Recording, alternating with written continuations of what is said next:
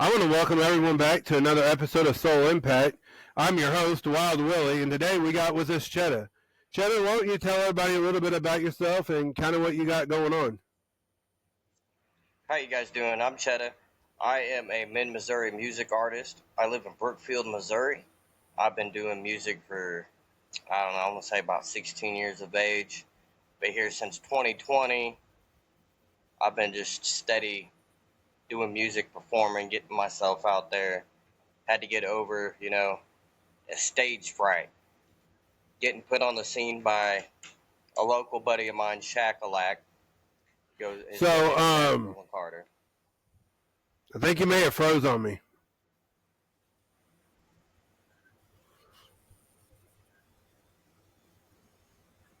Sorry about that. What was that? I think you may have froze on that. I don't know if it's my connection or your connection, but it's pretty laggy. Yep. Give me 1 second. Let me go and try this in the other room. How'd you get involved in music?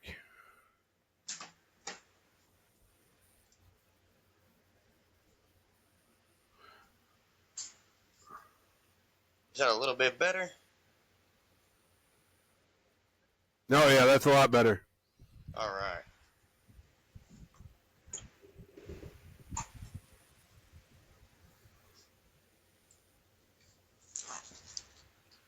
All right, there we go. So if you don't mind, why don't you tell everyone how you kind of got into music? Believe it or not, it was at a school, doing like choir, stuff like that, and watching, just people around me that were in bands and local bands that did Battle of the Bands there locally as a kid kind of just got me more drawn to it. I did talent shows when I was a kid, which kind of just made me want to push more and more and more. And then I met a person. Sorry about that. No, go ahead. I thought you were done. It paused, so I thought you were done. Go ahead, buddy. And then I met a lady who became a friend of mine. She has got her own label, which is called Starheart Productions. She added me to her label as one of her artists. And she had 6 artists at the time. Well, the only artist to be able to go out and perfect and do everything that we've ever wished and dreamed to do so far has been me so far. So that's why we're able to do the things like podcast with you today, being on stage, and stuff like that. So, we're going to kind of get into the nitty gritty here. The thing about this podcast, if we talk about them hard topics that nobody wants to talk about. And I don't know if you've seen any of my podcasts or watched any of them, but I was very abused as a child. So for me, music was my way to escape. So, how did music save you, and where would you be if it wasn't for music? Oh, man. At a young age, my mom told me, by the age of 20, you're going to end up in prison, son. So I took that as a heartfelt message to mind and soul to never end up in that position. But there was times around me where I would be like, there in Mountain Grove. I used to live in Mountain Grove, believe it or not. Parents went on a bad way down the meth highway. We all know how that is. I've never done it. Especially in Texas County. Yes. I have never done it. But I've always tried to be the leader, for brothers and sisters, and that didn't work out. So I just, stepped my game up, made a name for myself down there, which was Cheta. My name was actually given to me in Mountain Grove. So it was because, I used to, everybody has sold weed, That's what I was doing, but also, giving people, my experiences of like, let me rap for you, So I'd be sitting there freestyling with people and showing them my talents, and that's kind of what's led me to where I'm at today. to where, like, I've got some young kids, man, that are in this town I'm living in, and they call me a goat, a role model, because I've led them from going on those paths and getting stuck on, you know, the dope game and going to prison and stuff like that. And I've got a couple of songs, believe it or not. I've got a whole album that's called Heartfelt. It talks about childhood, my childhood, about how, I've had a mom who bounced around town to town, This different guy, all these different kids coming into picture. So for me as a kid, I moved, didn't know where I was wanted, because I had two different families. I had my dad's side, my mom's side. Both sides had so many kids. It's just like, man, where do I fit in? Where do I fit in? I was like, man, I don't fit in anywhere in here. I think I'm going to fit in perfect in music. So I moved back to Columbia to focus on that future of music, because I seen some buddies up there in Columbia doing their thing and started hanging out with them. They were going down the wrong path. So it was like, can't get in trouble here. Can't get in trouble for this. I got to stay on the mindset. I can't go down that path my mom predicted. Well, at that time, mom was locked up for, robbing a bar there in Mountain Grove at that time. I ended up getting out of there as quick as possible. Tragedies in my life has been like parents getting injured, and me just had to, leave everything that I've got going on and going and helping them, because nobody else, got that mindset. Hey, there's a tragedy going on. We got to fix it. We got to push through it.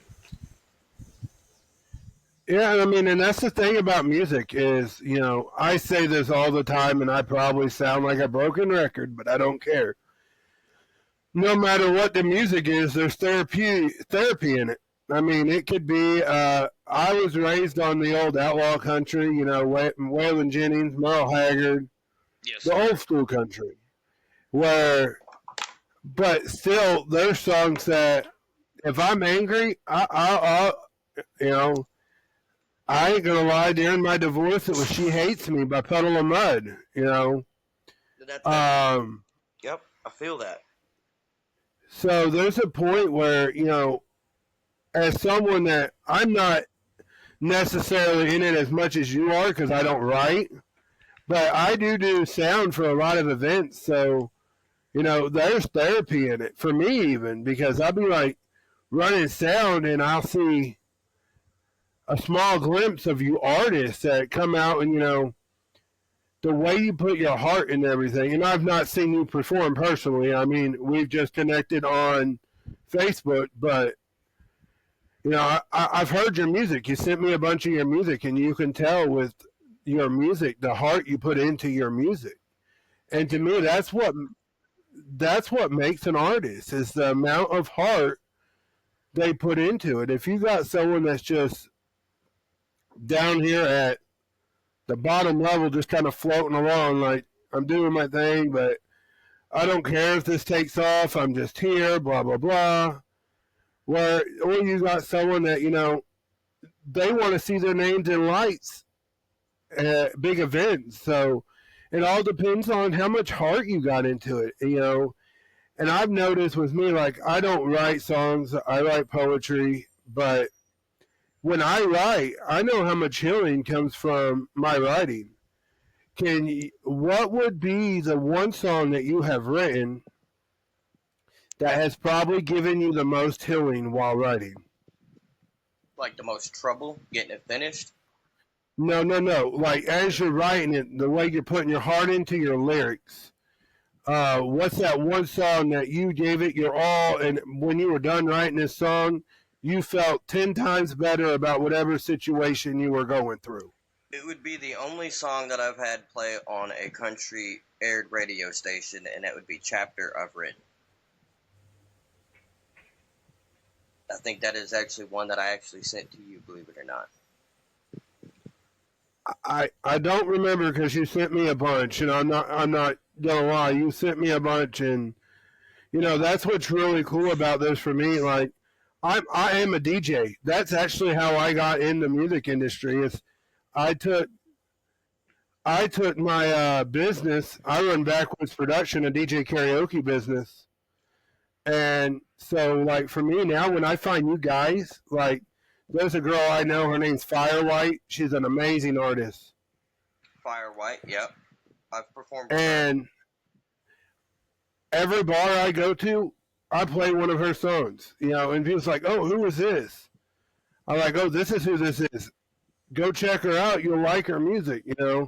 So to me, it's not only about getting you guys on the podcast, because I do appreciate that. I really do. But to me, it's about helping the growth as well, because you've got to have people in your corner that believes in you. And I do. I still DJ in a bar in Mountain Grove. I ain't gonna lie. And I was on a radio station about a month back. So it's the fact. That's across the. Is it the bar that's across the street from the bowling alley? No, No. Okay. it's out by the road. It's out by the railroad tracks. Okay, now I know which one you're talking about. It's probably about a mile up the road from The fairgrounds. S&H Tractor Supply. Okay. So on you take that first exit right there by Weir Ford. But anyway, and I bring your guys' music, and I got to play into the crowd because not everybody, and that's one of the hardest things as a DJ is, and I'm sure you feel that too. Like how you perform one song here may not necessarily be the same way you play it and set in a group of 500. If you have 500 people making noise for you, that's going to drive you a little harder. Yeah. And so, I mean, what's one time where you've been in that crowd and you just felt the energy and it pushed you to, give it your all at every song you did? I would have to say, hands down, Afro Man. Cedar Rapids, Iowa, July 3rd, 2023. That was the first performer on stage. The owner, the bartender, the sound check crew, all like literally after my set, came out and was like, dude, hands down, that was probably the best performance we've seen all night. Hands down, #1 opener. You won the ticket to go and open for Montana, and I went and opened up for Montana 300 about 2 months later down the road in St. Louis. That is awesome. See, and that's the thing about music. You give it your all, it will open so many opportunities. It really will. What's that one person growing up, as you said you found music at a young age, what's that one person that you've seen and you're like, oh my goodness, I'm not going to say idolize them because too many people do that, and that's what this is about. Not that you artists aren't good, but I wanted to show people that, Cheta put his pants on one leg at a time. He has the same issues he has, whether it's a family dealing with addiction or whatever it is. So what's that one person that you looked up to growing up that said, you know what, I want to be like him? Eminem. Eminem, right? He doesn't take anything from his critics. He lets his critics know what's on his mind in his music, through his music, and that's basically how I've learned how to kind of master my own craft. And watching him perfect his stuff in different ways made me master my own way of my own characters through my music. Okay, now I'm not talking about one of your songs. When you're down and you're out and you're just, the world feels like it's falling apart around you, what's one song that you listen to and still to this day that it pushes you through that song? Like, I'm talking when life is hitting you hard, it seems like punch after punch. What's that one song that motivates you?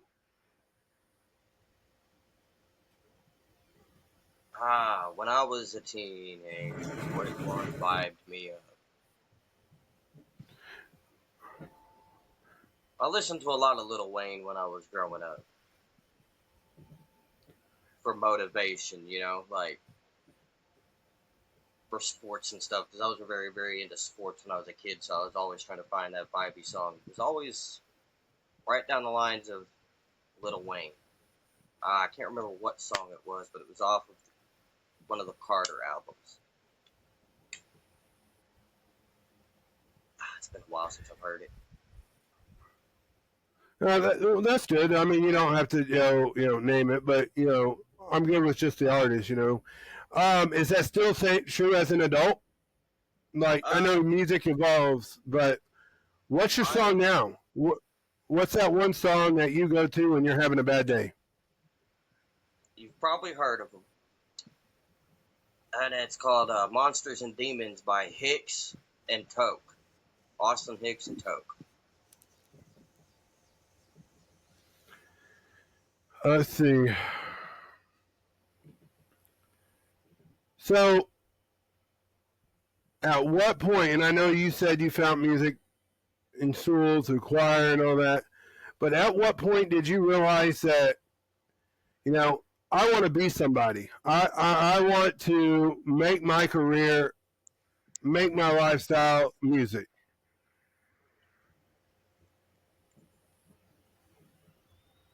Let's see. What was it? The fourth or fifth night I got done recording my first song with Starheart Productions. My friend Casey, her name is Nikita Leanne Clark. She has been my back support. She's pushed me to higher limits than anybody I've ever, had behind me. I've been part of groups like Bull Spit Nation. I'm part of Starheart Productions. Been part of Starheart Productions since 2019, and just been going strong ever since. And that's just one person I can, proudly say, that's one person that pushes me to beyond expectations. Well, then you just answered. See, that's what I was telling you before we talked. I was getting ready to ask you that same question. So, I mean, so, where can people find you at? Where can people find your music? Why don't you throw some tags out there on where people can find your music? All my music thus far is on SoundCloud. I have one song that is up on YouTube right now. Well, two songs that are up on YouTube. One is called You Ain't Moving Like Me by Cheta and Shakalak. And then the other one is just me basically battling the guy I did a song with, Shakalak. There's a whole story behind that, but we won't get into that subject because that's past stuff and under the bridge. You can also catch me doing live Facebook videos on my Facebook page under Cody Hubbard. I go live all the time, like constantly 3 weeks before a show. I go live constantly every day, talking about it, talking about other events, who's on the show, what I got coming up. And as an artist, a producer, a manager, a promoter, myself, those are all things that I do. And for other artists out there, I try to give them, because there's a bunch of artists out here that have to pay to play, and I don't agree with the pay to play. I don't either. And then most artists, you usually seeing them only perform 10, 15 minute set times, sometimes 20. I'm going to give you 35 minutes. Come out, perform, rock it. Let people hear what you got on your mind, man. Let's hear it. No, we do a festival out at Captain Jack's every year.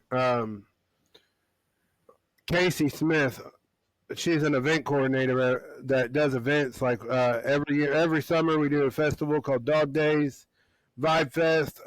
In October we have one coming up called Spookstock. Okay. That's the third and fourth of October.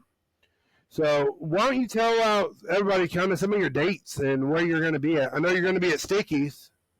Sticky Cabana. Cabana, August 30th. Show starts at doors open at 3. Show starts at 4. I've got a whole St. Louis group coming to the show. I've got people from Topeka, Kansas, Kansas City, a couple of locals from Columbia area. I got a special guest performer, which is a last minute add-on. Storyteller 417. 2 Oh, weeks I love after my show. Storyteller. Yes, Storyteller. I'll be doing his show September 13th, and then hopefully after that I get added on to some more shows, and we get to rocking and rolling down in the southern parts of Missouri. Yeah, me and Storyteller, we go way back. Like in one of my first festivals I did, he helped me learn how to run sound when I got thrown into it all. So I have a lot of love for that man. That's one thing, actually, believe it or not. I'm actually working on my studio right now, believe it or not. That's what I was doing. It's probably why the internet wasn't working very good in there, all the soundproofing. Yeah, I don't honestly, you can tell, don't have a studio. I go by the fly. I mean, right now I'm working on my own house, so I don't have the means. But hopefully, when my house gets done, I have an upstairs, and I'm going to turn it into like a little podcast office type thing.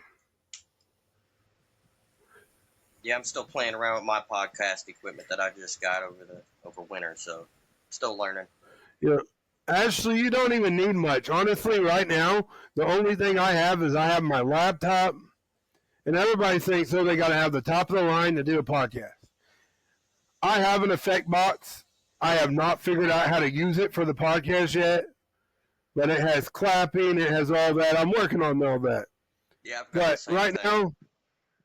right now, I ain't gonna lie. I got one of these headsets that they use like in the offices to answer phone calls. Mm-hmm. Plugged into my laptop. It may not be ideal, but sometimes, and this is what I've learned with my podcast, is that you kind of just got to do it. And there's a good friend of mine named Bubba Stars. He actually, I come to him. I met him at one of the festivals, and we talked. And we just, you got them people that you just jive with. And he was one of them people. And he says, and I said, hey, I have this idea for the podcast, and I just don't know how to achieve it. And he says, just go for it. And that would be on my podcast aspect. That would be my one person that pushes me. Even now, I've joined his podcast network, the Scene Projects. They do a lot of stuff for the veterans. Now I'm kind of venturing out a little bit. I'm still on his network, but I'm kind of venturing out a little bit, trying to get my own sponsors. And that's kind of a hard one to do because I've never been a very good salesman. I've got one sponsor, and that is Spry Printing. He's a local person who makes like my hats, my shirts, my banners.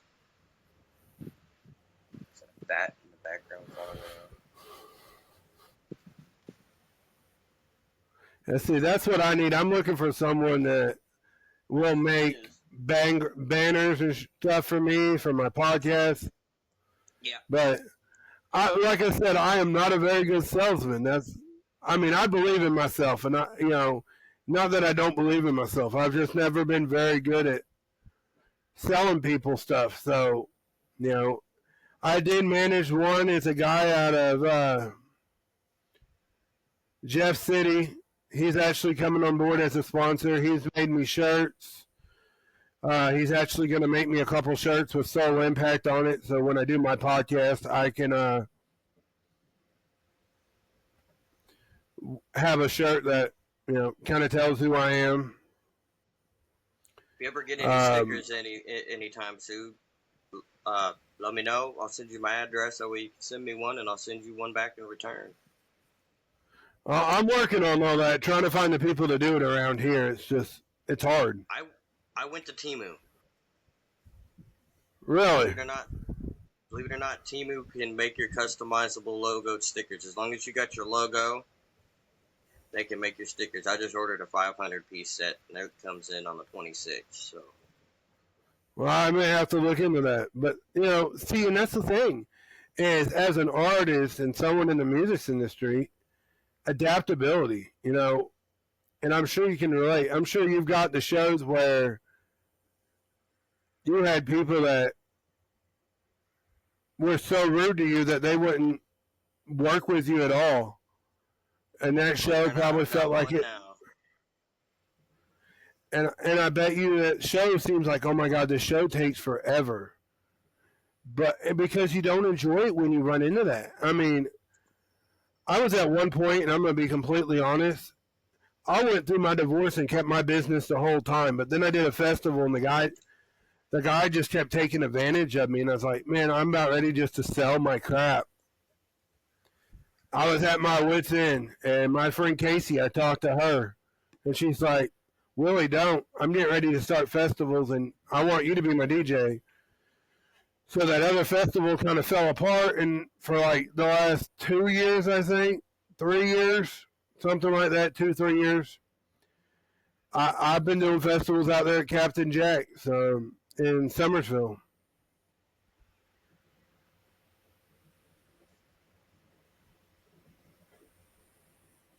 So, what's an advice that you would give someone in the music industry that is struggling with making it? Sorry about that. What was that? I got a bat flying around. It just kind of unexpectedly happened. What's one advice you would give someone that is struggling in the music industry? Don't give up. Never give up. Keep pushing. Thrive. And if you ever need an opportunity, like you're a small guy that never gets that opportunity because promoter just don't like you for some odd reason, hit my line. I'll give you 30 minutes. I'll give you any opportunity. Like I got 2 young kids that's getting ready to be on my show at Sticky's that's never performed a day in their life, and this is their first time and opportunity that anybody's ever given them. So, really, that's awesome. For any underground artist out there that ain't getting opportunity after opportunity, hit me or Storyteller up. Either one of us will put you on a show. And if you can't reach them, get a hold of me, and I'll put you in connection. I mean, and if you ever need a sound guy, I know a guy. Definitely. But why don't you tell everybody one more time where they can find your content at? You can find me on Facebook under Cody Hubbard. I do live music all the time on there. And then you can find me on SoundCloud under Cody Hubbard, or it's Cheta Bitch. It's not an I, it's an X. That is where I'm at. And when we're done, make sure you send me those links so I can post them in the description when I get done editing this video. Yes, sir. Is there any final information that you want to give somebody or kind of put out there about yourself? Any final thoughts? Shout outs to Sticky's Cabana if you're ever looking for a good venue. Great people with a great vibe. That's your guy to holler at. Yeah, I owe them a lot of respect because I've never been there, and I'm going to be completely honest, but I reached out about my podcast, and they put you in touch with me, a couple other people, and if you're out there and you're an artist and you want your story heard, get a hold of me. I mean, I don't care what platform you're on. I'm on every platform out there.